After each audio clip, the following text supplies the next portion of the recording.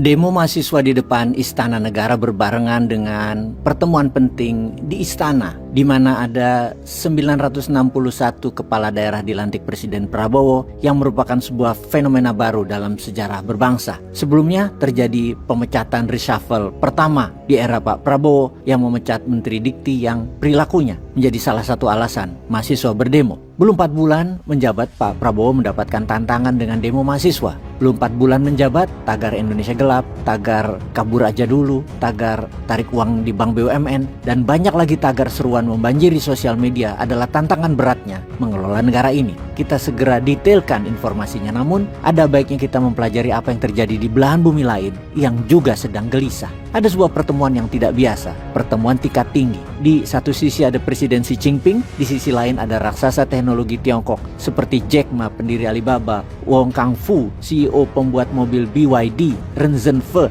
pendiri Huawei, Lei Jun, CEO Xiaomi, dan banyak lagi yang hadir. Diskusi ini di balik pintu tertutup, namun kita semua tahu bahwa Tiongkok memerlukan produk penggentar sebagai faktor penekan atau deterrent faktor kepada dunia, kepada Trump khususnya. Beberapa minggu yang lalu DeepSeek menggemparkan dunia model AI sebagai pesaing serius bagi AI Barat. Sekarang Xi Jinping bertemu dengan elit teknologi Tiongkok. Apakah ini menunjukkan dukungan untuk sektor swasta teknologi tersebut? Jawabannya iya. Terjadi perubahan yang signifikan pada Xi Jinping, di mana kita tahu semua giant tech di Tiongkok dikendalikan oleh CCP atau Partai Komunis Tiongkok dengan paksa beberapa tahun silam. Hubungan negara dengan sektor teknologi swasta memiliki hubungan yang penuh ketegangan. Beijing demi mengontrol data melakukan tindakan keras seperti anti monopoli terhadap Tencent dan juga Alibaba. Kemudian hilangnya Jack Ma secara misterius beberapa tahun yang lalu dengan menuduhkannya ke undang-undang keamanan data yang ketat. Hasilnya adalah giant tech lambat berinovasi juga lambat berinvestasi. Ketatnya kebijakan tersebut mengguncang pengusaha dan investor yang ragu-ragu, yang menyebabkan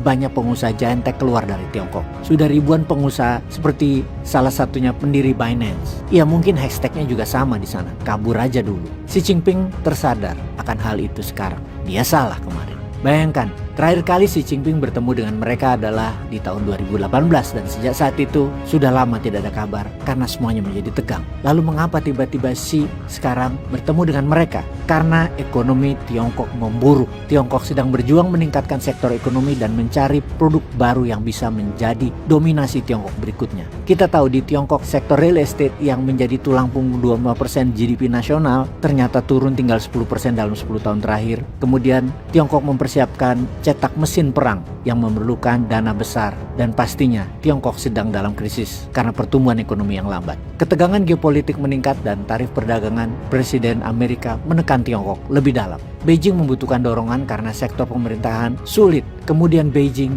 menengok ke sektor swasta. Maka bintangnya tidak lain adalah kecerdasan buatan atau AI. Salah satu kendala Tiongkok yang sedang dihadapi sekarang, di mana pengembangan AI adalah keterbatasannya chips AI dari Amerika. Kendala berikutnya adalah data center AI yang memerlukan energi nuklir dan jumlah air yang banyak sebagai pendingin. Dalam hal ini negara Tiongkok akan turun tangan langsung. Masalah Tiongkok hadapi juga saat ini adalah banyaknya investor asing yang telah meninggalkan negara itu, sama seperti investor asing meninggalkan Indonesia. Banyak sudah investor meninggalkan saham di Bursa Efek Indonesia yang buat saham-saham unggulan berguguran seperti saham bank misalnya.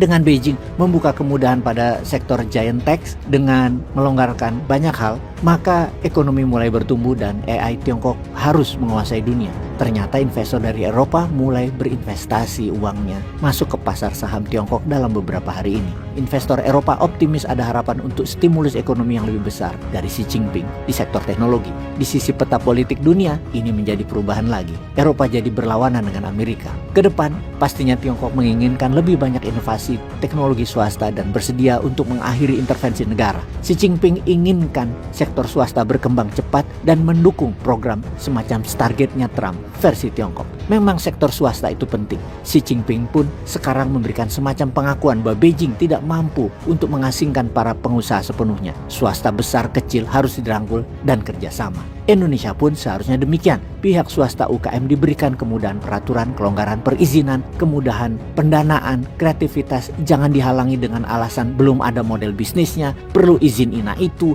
BUMN lah, izin edar lah, sertifikat INA itu. Yang gak heran banyak yang kabur aja dulu. Itu menggema. Yuk dirangkul kembali pihak swasta. Peace.